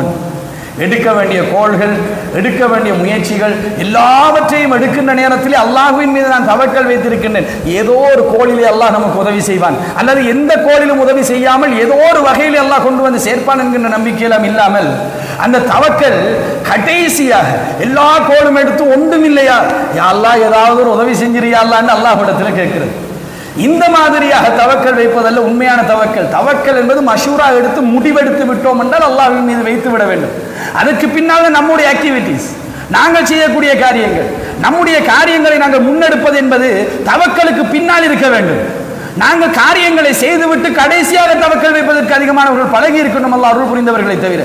அந்த தன்மை நம்மிடத்தில் இருக்கக்கூடாது என்ப அந்த சகோதரர்களே, முதன்மையானது தவக்கலாக இருக்க வேண்டும். அப்படி அல்லாஹ்வின் மீது தவக்கல் வைக்கக்கூடிய, அல்லாஹ்வின் மீது பாரம் சாட்டக்கூடிய மனிதர்களை அல்லாஹ் தஆலா நேசிக்கின்றான். அந்த பாரம் சாட்டக்கூடிய விடயத்திலே தொழுகைகளை கூட அல்லாஹ்வுடைய தூதர் ஸல்லல்லாஹு அலைஹி வஸல்லம் அவர்கள் நமக்கு கற்றுத் தந்திருக்கிறார்கள். இஸ்திகாரா என்று சொல்லக்கூடிய ஒரு தொழுகை. நாங்கள் தொழுது விட்டோம் என்று சொல்லி நாங்கள் ஒரு காரியத்தை முடிவெடுத்து விட்டோம் என்றால் இஸ்திகாரா 2 ரக்காத்து தொழுது அல்லாஹ்விடத்திலே பாரம் கொடுத்து விட்டு, இறைவா இதில் நலவு இருக்குமாக இருந்தால் என் உள்ளத்தை அதோடு சேர்த்து விடு, நலவு இல்லை என்று சொன்னால் என் உள்ளத்துக்கும் அதற்கும் இடையிலே மிகப்பெரிய ஒரு இடைவெளியில் என் வாழ்க்கையை விட்டும் அதை தூரமாக்கி விடும் அல்லாஹ்விடத்திலே செய்யக்கூடிய பிரார்த்தனை, அழகான பிரார்த்தனை. அந்த பிரார்த்தனையை செய்து நாங்கள் தொழுவதற்கும் அல்லாஹ்வுடைய தூதர் ஸல்லல்லாஹு அலைஹி வஸல்லம் அவர்கள் கற்றுத் தந்திருக்கிறார்கள். எனவே தவக்கல் வைக்கக்கூடியவர்களாக நாங்கள் இருக்க வேண்டும். ஒரு சாதாரண விடயமாக இருந்தால், எப்படி ஒரு பறவை வீட்டை விட்டும் கூட்டை விட்டும் வெளியேறி அல்லாஹ்வின் மீது தவக்கல் வைத்து போகின்றது அல்லாஹ் தஆலா சொல்கின்றானோ, அது மீண்டும் வருகின்ற நேரத்தில் வயிற்றை நிரப்பிக் கொண்டு வருகின்றது. எது எங்க போய் சாப்பிட போறோம் என்றே தெரியாது என்பது சகோதரர்களே. அல்லாஹ் உணவளிக்கின்றானே, அது போன்று அல்லாஹ் எனக்கும் உணவளிப்பான், என்னையும் பாதுகாப்பான், எனக்கு தேவையானதையும் தருவான் என்கின்ற உணர்வோடு அல்லாஹ்விடத்திலே முழுமையான தவக்கல் வைத்திருப்பவர்களை அல்லாஹ் கடைசி நேரத்திலாவது காப்பாற்றுவான். அல்லாஹ் தஆலாவுடைய உதவி இந்த உலகத்தில் வரவில்லை என்றால் அது நமக்கு கெடுதியாகத்தான் இருக்கும். நிச்சயமாக அது வரவில்லை என்று சொன்னால் நாளை மறுமையிலே கட்டாயம் அதற்குரிய தீர்வையும் அல்லாஹ் தஆலா தருவார். அல்லாஹ் ஒரு நாள் நம்முடைய பிரார்த்தனையை, நம்முடைய தவக்கலையும் வீணாக்க மாட்டான் என்பதையும் நம் உள்ளத்திலே ஆழமாக பதிய வைத்துக் கொள்ள வேண்டும். தவக்கல் வைப்பவர்களை அல்லாஹ் தஆலா நேசிக்கின்றான். அடுத்த ஒரு கூட்டத்தை அல்லாஹ் தஆலா சொல்கின்றான், வல்லாஹு யுஹிப்புல் முத்தத்தஹிரீன். அல்லாஹ் தஆலா சுத்தமானவர்களை நேசிக்கின்றான், தூய்மையானவர்கள். உள்ள சுத்தம் மாத்திரமல்ல, உடல் சுத்தம் தான் இந்த வசனங்களிலே சொல்லித்தரக்கூடிய முக்கியமான அம்சம். அல்லாஹு தஆலா சுத்தமானவர்களை, கிளீனான மனிதர்களை நேசிக்கின்றார். அலங்கோலமானவர்களை அல்லாஹு தஆலா நேசிக்கவில்லை. இந்த ஆன்மீகம் என்ற பெயரிலே அலங்கோலமாக இருப்பதை இஸ்லாம் ஏற்றுக்கொள்ளவில்லை அன்பான சகோதரர்களே. எப்பொழுதும் வாசமாக, எப்பொழுதும் அழகாக, எப்பொழுதும் நம்மை அலங்கரித்துக் கொண்டு நம்ம பசுந்தாகத்தான் இருக்கணும் என்பது சோதனை. அதான் இஸ்லாம் எதிர்பார்க்கிறது. அல்லாஹ்வுடைய தூதர் ஸல்லல்லாஹு அலைஹி வஸல்லம் அவர்கள் தன்னுடைய நண்பர்கள் வீட்டுக்கு சந்திக்க வந்தால் கூட தாடியை, முடியை சரி செய்து விட்டு தான் போய் சந்திப்பார்களாம். நாங்கள் எல்லாம் நண்பர்கள் வீட்டுக்கு வந்தால் அப்படியெல்லாம் போகவே மாட்டோம். யாராவது ஸ்பெஷல் கெஸ்ட் வர நம்ம வீட்டுக்கு வரதுக்கு நாங்கள் முகம் கழுவுறதுக்கு. ஆனால் நண்பர்கள் வீட்டுக்கு வந்தாலே முகத்தை, தாடியை சரி செய்து விட்டு தான் போய் சந்திப்பார்களாம் அல்லாஹ்வுடைய தூதர். வாசனை திரவியங்களுக்கு முக்கியத்துவம் கொடுத்த மார்க்கம் இந்த மார்க்கம். சஹாபாக்கள் தங்களுடைய வாழ்க்கையிலே வாசனை திரவியத்துக்கு அரைவாசி செல்வத்தை அவன் செலவழித்தாலும் பரவாயில்லை என்று சொல்கின்ற அளவுக்கு பதிவு கொண்ட ஒரு மார்க்கம் இந்த மார்க்கம். நல்ல வாசமாக, நல்ல ஒவ்வொரு ஒரு மனிதனுக்கு குளிப்பதற்கு கூட சொல்லிக் கொடுத்த மார்க்கம், நகம் வெட்டுவதற்கு சொல்லிக் கொடுத்த மார்க்கம், அவனுடைய வாழ்க்கையிலே அவன் எப்படி சுத்தமாக இருக்க வேண்டும் என்பதை முழுமையாக சொல்லிக் கொடுத்த ஒரு மார்க்கம். சுத்தமாக இருப்பவர்களை அல்லாஹ் தஆலா நேசிக்கின்றான். அந்த நேசமும் நமக்கு கிடைக்க வேண்டும் என கிளீனாக இருக்கணும் சகோதரர்கள். நாங்கள் சுத்தமாக இருப்பதற்கு பழகிக்கொள்ள வேண்டும். அந்த சுத்தம் நம்மிடத்தில் இருக்க வேண்டும். வீட்டு சுத்தமாக இருக்கட்டும், உடல் சுத்தமாக இருக்கட்டும், சுத்தம் என்பது நம்மிடத்தில் இருக்க வேண்டும். அல்லாஹ்வுடைய நேசத்தை அது பெற்றுத்தரும். நிறைய அம்சங்கள் அல்லாஹ் தஆலா சொல்லுகின்றான். சொல்வதற்கு நேரம் போதாது என்பதனால் நான் சுருக்கமாக சில விடயங்களை மாத்திரம் சொல்லிக் கொண்டு போகின்றேன். அடுத்து அல்லாஹ் தஆலா சொல்கின்றான், இன்னல்லாஹ யுஹிப்புத் தவ்வாபீன். தௌபா கேட்பவர்களை அல்லாஹ் நேசிக்கின்றான். எந்த அளவுக்கு நேசிக்கின்றான்? ஒரு அடியான் அல்லாஹ்விடத்திலே தௌபா செய்தால் அவன் எவ்வளவு சந்தோஷப்படுவான் என்பதை மனிதர்களுக்கு சொல்லிக் கொடுப்பதற்காக அல்லாஹ்வுடைய தூதர் ஒரு உதாரணத்தை சொன்னார். அந்த உதாரணம் எல்லாம் சம்பூர்ணப்படுத்தாது, ஆனாலும் ஒரு உதாரணத்தை சொன்னார்கள். ஒருவன் தன்னுடைய பிரயாணத்தை, பாலைவன பிரயாணத்தை, தன்னுடைய ஒட்டகத்தில் எல்லா சாப்பாடு குடிபானங்கள் எல்லாத்தையும் எடுத்துக்கொண்டு போகின்ற நேரத்தில் பாலைவனத்தின் நடுப்பகுதியில், பிரயாணத்தின் நடுப்பகுதியை அடைந்ததன் பின்னால் அவன் ஓய்வெடுப்பதற்காக ஒரு மரத்தடி நிழலில் உட்கார்ந்து கொண்டிருக்கிறான். அவன் கொஞ்சம் அசதியில தூங்கி விட்டான். எழும்பி பார்த்தால் ஒட்டகத்தை காணவில்லை. அங்கும் இங்கும் ஓடி போய் பார்த்தினா அவனுடைய ஒட்டகம் இல்லை, சாப்பாடு கிடையாது, குடிபானம் கிடையாது. அடுத்தது சாவுதான் என்கின்ற முடிவோடு மீண்டும் தூங்குகின்றான். இதுக்கு பின்னால் நான் உயிர் வாழப் போவது கிடையாது. அவன் எழும்பி பார்க்கின்ற நேரத்தில் அவனுடைய ஒட்டகமும் அவனுடைய சாப்பாடும் குடிபானங்கள் அப்படியே அவனுடைய கண் முன்னால் இருந்தது. அந்த மனிதன் சந்தோஷத்துடைய மிகைப்பு காரணமாக அவன் சொல்றானா, அல்லாஹ் நீ என்னுடைய அடிமை, நான் உன்னுடைய எஜமான் மாறி சொல்றான். அவன் சொல்ல வந்தது அதல்ல, சந்தோஷத்தில் அப்படி சொல்றான். அல்லாஹ்வுடைய தூதர் சொன்னார்கள், இவனை விட அல்லாஹ் தஆலா சந்தோஷப்படுவான் நாங்கள் அல்லாஹ்விடத்திலே தௌபா செய்கின்ற நேரத்தில், அல்லாஹ்விடத்திலே பாவ மன்னிப்பு கேட்கின்ற நேரத்தில் அல்லாஹ் தஆலா மகிழ்ச்சி அடைகிறான். அல்லாஹ் நம் மீது நேசம் கொள்கின்றான். அல்லாஹ் தஆலா சொல்லுகின்றான், வாக்களிக்கின்றான், இன்னல்லாஹ யுஹிப்புத் தவ்வாபீன், நீங்கள் என்னிடத்திலே தௌபா செய்யுங்கள், நான் உங்களை நேசிக்கின்றேன் என்று சொல்லுகின்றான். தௌபா செய்வதற்கு நேரம் ஒதுக்க வேண்டும். அல்லாஹ்வுடைய தூதர் சொன்னார்கள், ஒரு நாளைக்கு நான் 100க்கும் அதிகமான தடவைகள் அல்லாஹ்விடத்திலே பாவ மன்னிப்பு தேடுகின்றேன். அஸ்தக்ஃபிருக்க அல்லாஹும்ம வஅதூபு இலைக்க, இறைவா உன்னிடத்திலே பாவ மன்னிப்பு தேடுகின்றேன், பாவ மன்னிப்புக்கு உன்னிடத்திலே மீளுகின்றேன் என்று அல்லாஹ்வுடைய தூதர் 100 தடவைக்கும் அதிகமாக அல்லாஹ்விடத்திலே பாவ மன்னிப்பு தேடுவார்களாம். சும்மா இருக்கிற நேரம், நடந்து போகின்ற நேரத்தில், காலம் சும்மாதான் கழியுது என்கின்ற நேரத்தில் வாயையும் சும்மா வைத்திருக்காமல் அஸ்தக்ஃபிருக்க அல்லாஹும்ம வஅதூபு இலைக்க, அஸ்தக்ஃபிருல்லாஹ், காலையிலே எழும்பினால் மாலையை அடைந்தால், காலையை அடைந்தால் அல்லாஹும்ம அன்த ரப்பி லா இலாஹ இல்லா அன்த சையதுல் இஸ்திக்பார் என்று நாங்கள் அறிமுகமாக இருக்கின்றோமே, அந்த துஆக்களை நாங்கள் ஓதுவது, இஸ்திக்பார் செய்வதற்கு சந்தர்ப்பம் கிடைத்தால் இஸ்திக்பார் செய்து கொள்வது, இப்படியெல்லாம் நாங்கள் அல்லாஹ்விடத்திலே பாவ மன்னிப்பு தேடுகின்ற நேரத்தில் அல்லாஹ் நேசிக்கின்றான். அல்லாஹ்வுடைய நேசம் நமக்கு கிடைக்கும். தௌபா கேட்பவர்களை அல்லாஹ் தஆலா நேசிக்கின்றார். அடுத்து அல்லாஹ்வுடைய தூதர் ஸல்லல்லாஹு அலைஹி வஸல்லம் அவர்கள் சொல்கின்றார்கள், இன்னல்லாஹ யுஹிப்புல் முக்ஸிதீன், நீதம் செலுத்துகின்ற மனிதர்களை அல்லாஹ் தஆலா நேசிக்கின்றான். யார் இந்த உலகத்தில் நீதம் செலுத்துகின்றார்களோ, அந்த நீதம் செலுத்துகின்ற விடயத்தில் எதையுமே முற்படுத்தாமல், அறிமுகம், சொந்தம், பந்தம், நம் ஜமாத், இந்த மாதிரி நம் கூட்டம், நம் படை என்று எதையுமே கருத்திலே கொள்ளாமல் நீதம் செலுத்துகின்ற விடயத்திலே, நீதம் செலுத்துவதற்கு இந்த உலகத்திலே யாரெல்லாம் முயற்சி எடுக்கின்றார்களோ, அப்படி யாரெல்லாம் வாழ்கின்றார்களோ அவர்களை அல்லாஹ் தஆலா நேசிக்கின்றான். இன்னல்லாஹ யுஹிப்புல் முக்ஸிதீன், அல்லாஹ் தஆலா நீதி செலுத்துகின்ற மனிதர்களை நேசிப்பதாக திருமறை குர்ஆனிலே நமக்கு சொல்லித் தருகின்றார். அன்பார்ந்த சகோதரர்களே, இந்த நீதம் செலுத்துகின்றவர்களை அல்லாஹ் எந்த அளவுக்கு நேசிக்கின்றான் தெரியுமா? அல்லாஹ்வுடைய தூதர் ஸல்லல்லாஹு அலைஹி வஸல்லம் அவர்கள் சொன்னார்கள், நாளை மறுமையில் எந்த நிழலுமே இல்லாத அந்த நாளிலே அல்லாஹ்வுடைய அர்ஷுடைய நிழலை அல்லாஹ் 7 கூட்டத்துக்கு கொடுப்பான் என்று சொல்லிவிட்டு முதல் நபராக அல்லாஹ்வுடைய தூதர் சொன்னது இமாமுன் ஆதில், நீதமான அரசன், நீதமான ஒரு தலைவன். அவனுக்குத்தான் முதலில் அல்லாஹ்வுடைய அழைப்பு இருக்கும், வா என்னுடைய அரிசிக்கு கீழே வந்து நின்று கொள்ளுங்கள். எந்த உதவியும் இல்லாத அந்த நாளிலே அல்லாஹ் தஆலா கொடுக்கின்ற உதவி நீதமான மனிதர்களிடத்தில் இருக்கின்றது. இந்த நீதம் செலுத்தக்கூடியவர்களாக இந்த உலகத்திலே நாங்கள் இருக்க வேண்டும். குழந்தைகளுடைய விடயத்திலே நாங்கள் நீதம் செலுத்த வேண்டும்.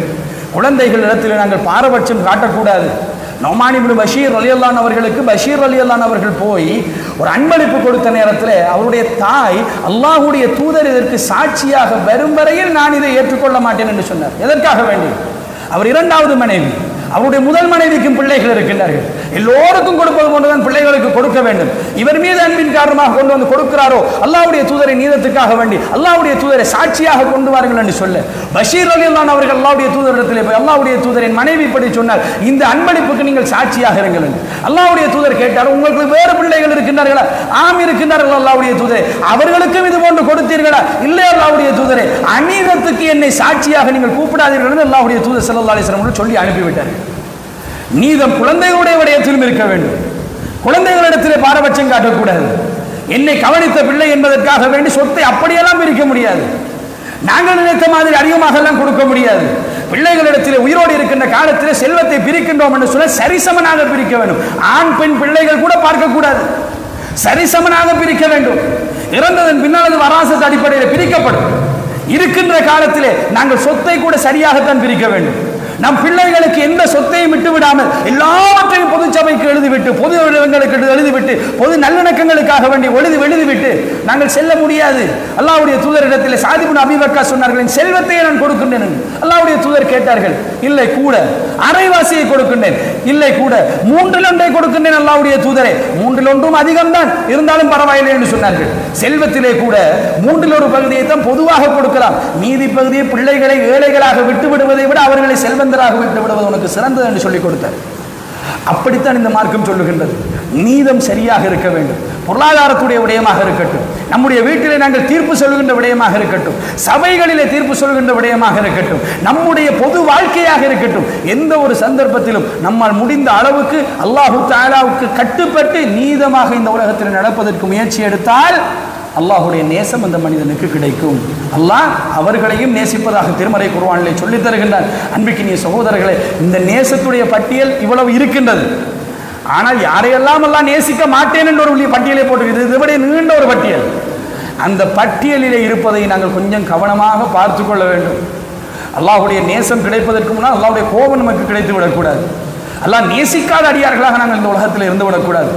அல்லாஹு தஆலா இன்னல்லாஹ யுஹிப்பு என்ற வார்த்தையை இங்கு பயன்படுத்துவது போன்று அடுத்த இடங்கள்லாம் இன்னல்லாஹ லா யுஹிப்பு என்று சொல்லக்கூடிய வார்த்தையை பயன்படுத்துகின்றார். நான் நேசிக்க மாட்டேன் என்று சொல்லுகின்றார். குர்ஆனை எடுங்கள். இப்போதான் கையில் நிறைய சாஃப்ட்வேர் இருக்குது, ஃபோனுகள்லாம் வச்சுக்கிட்டு சாஃப்ட்வேர்லாம் தட்டி இருக்கிறோமே. குர்ஆனுடைய அப்ளிகேஷன்ஸ் நிறைய இருக்குது. அதில் நீங்கள் அரபில் அழகாக டைப் பண்ணலாம். அரபு தெரியன்ற தேவை கிடையாது. அரபில் அந்த கீபோர்டை எடுத்தால் போதும். லா யுஹிப்பு 4 எழுத்து அடிச்சு பாருங்கள் சகோதரர்களே, அந்த பட்டியல் அப்படியே வரும். அதில் யாரையெல்லாம் அல்லாஹ் சொல்லி இருக்கிறானோ அதில் இருந்து தவிர்த்து கொள்ளக்கூடியவர்களாக நாங்கள் இருந்தாலும் அல்லாஹ்வுடைய நேசம் நமக்கு கிடைக்கும். அதில் இருந்து தப்பினா சரிதான், அல்லாஹ்வுடைய நேசம் கிடைக்குமா இல்லையா? அல்லாஹ்வுடைய நேசம் அதிலும் நமக்கு கிடைக்கும் என்பதை உள்ளத்தில் ஆழமாக பதிய வைத்துக் கொள்வோம். அல்லாஹ்வுடைய நேசம் என்பது மிக பிரதானமானது, இந்த உலகத்தில் நமக்கு அடிப்படையானது, நம் வாழ்க்கைக்கு மிக முக்கியமானது. இந்த உலகத்திலே நிம்மதியாகவும் சந்தோஷமாகவும் நாளை மறுமையிலே அல்லாஹ் உயர்ந்த சொர்க்கத்தின் பக்கம் கொண்டு செல்கின்ற அளவுக்கு நம்மை கொண்டு போய் சேர்க்க போவது அல்லாஹ்வுடைய நேசம் தான். அந்த நேசத்துக்காக இந்த உலகத்திலே போராடுவோம். சாதாரணமான மனிதர்களுடைய நேசத்தை பெறுவதற்காக எவ்வளவு முயற்சிகள், எவ்வளவு விட்டுக் கொடுப்புகள். இந்த மனிதர்களுடைய நேசத்தை பெற்றுக்கொள்ள வேண்டும் என்பதற்காக ஒரு பலம் பொருந்திய ஒரு அரசியல்வாதியுடைய நேசம் கிடைக்க வேண்டும், நம்முடைய ஷெட்யூலை எல்லாம் மாற்றிக்கொள்றோம் சகோதரர்கள் இல்லையா? அவரோடு பயணம் போக வேண்டும் என்பதற்காக வேண்டி, அவரோடு இருக்க வேண்டும் என்பதற்காக வேண்டி, அவர் கூப்பிட்டால் ஷார்ட் நோட்டீஸில் அவரிடத்தில் அவசரமாக போக வேண்டும் என்பதற்காக வேண்டி நம்முடைய ஷெட்யூல்களை எல்லாம் ரீஷெட்யூல் பண்ணி வைத்துக்கொண்டு நமக்கு அது பாதிப்பாக இருந்தால் கூட அந்த ஷெட்யூலை நாங்கள் அனுசரித்து போகின்ற அளவில் நம்முடைய வாழ்க்கையை அமைத்துக் கொள்கின்றோமா இல்லையா? ஒரு பொஸ்ஸுக்காக வேண்டி, நம்முடைய காரியாலய ஒரு தலைவருக்காக வேண்டி, ஒரு ஆசிரியருக்காக வேண்டி, ஒரு அதிபருக்காக வேண்டி, இந்த சமூகத்தில் இருக்கின்ற ஒரு பிரதானிக்காக வேண்டி என்றெல்லாம் நம்முடைய ஷெட்யூல்களை அமைத்துக் கொள்கின்றோம். அல்லாஹ்வுக்காக வேண்டி நம்முடைய ஷெட்யூலை அமைத்துக் கொள்ளக்கூடாது. அல்லாஹ்வுடைய அழைப்பு வருகின்ற நேரத்தில் தொழுகைக்காக நம்முடைய ஷெட்யூலை அமைத்துக் கொள்ளக்கூடாது. ஏன் நாங்கள் அல்லாஹ்வுடைய கலாமை ஓதுவதற்காக நம்முடைய ஷெட்யூலை அமைத்துக் கொள்ளக்கூடாது? இந்த உலகத்திலே நாங்கள் இப்படி எப்படியெல்லாம் இருந்தால் அல்லாஹ் நேசிப்பான் என்று சொல்கின்றானே, அந்த நேசத்தை பெற்றுக்கொள்வதற்காக நம்முடைய ஷெட்யூல்களை கொஞ்சம் ரீஷெட்யூல் பண்ணிக் கொள்வதற்கு நமக்கு ஏன் கஷ்டமாக இருக்கின்றது? அந்த நிலைமைகளிலிருந்து நாங்கள் வெளியிலே வந்து அல்லாஹ்வுடைய நேசத்துக்கு ஒரு பெருமதி கொடுத்து அல்லாஹ்வுடைய நேசத்தை அடைந்து கொள்வதற்கு முயற்சி எடுக்க வேண்டும் என்பதற்காக எனக்கும் உங்களுக்கும் ஒரு பாடமாக இந்த செய்தியை உங்களிடத்தில் நான் முன்வைத்தேன். அல்லாஹ் தஆலா போதுமானவன். என் வாழ்க்கையிலும் உங்கள் வாழ்க்கையிலும் இந்த விடயத்தை சரியாக விளங்கி அதனுடைய தாற்பயத்தை உள்ளத்திலே பதித்து நம் வாழ்க்கையில் இதை நடைமுறைப்படுத்தக்கூடிய அல்லாஹ்வுடைய நேசத்தை பெற்று தரக்கூடிய அடியார்களாக என்னையும் உங்களையும் அல்லாஹ் தஆலா ஆக்கியருள் புரிய வேண்டும். வஆகிரு தஅவானா அல்ஹம்துலில்லாஹி ரப்பில் ஆலமீன். வஸ்ஸலாமு அலைக்கும் வரஹ்மத்துல்லாஹி வபரகாத்துஹு. சுப்ஹானக்கல்லாஹும்ம வபிஹம்திக அஷ்ஹது அன் லா இலாஹா இல்லா அன்த அஸ்தக்ஃபிருக.